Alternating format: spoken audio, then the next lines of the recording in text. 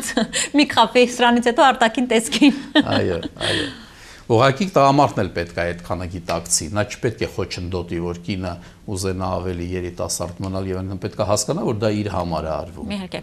համաձայն եմ։ Եղավ դոկտոր Հելեն, շատ շնորհակալություն։ Դե ինձ թվում է, որ այս մի շաբաթ մենք բավականին լուրջ աշխատանք կատարեցինք։ Մենք կարողացանք համոզենք մեր հեռուստադիտողներին, որ պետք է հետևել մեկ, երկրորդը պետք է վստահել պրոֆեսիոնալներին, պետք է իմանալ որտեղ դիմել, որ իրենց այդ ամեն ինչը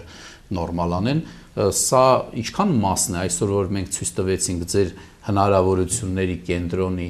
Երևի ասենք մոտ 10%։ Շատ շնորհակալություն։ Ես էլ նույնպես շնորհակալ եմ ձեզանից։ Ես հրաժեշտ եմ հեռուստադիտողներին։ Հարգելի բարեկամներ, տեսնում եք, ուրախանալու բան էլ շատ ունենք, հատկապես ինչ որ վերաբերվում է նրան, որ հնարավորություն կա, ոնց որ ասած, կյանքի ժամացույցը հետ պատտել եւ հավատացեք, որ եթե մարդը կարողանում է, կինը հատկապես իրեն այսպիսի երիտասարդ վիճակում երկար պահի, նա կլինի երջանիկ, նա կլինի ավելի աշխուժ, նա ավելի շատ կսիրի իր շրջապատին, այդ թվում եւ ամուսնուն, այնպես որ հարգելի բարեկամներ, Հելիոս կենտրոնը պատրաստ է ընդունել, իսկ ձեզ ստեսություն։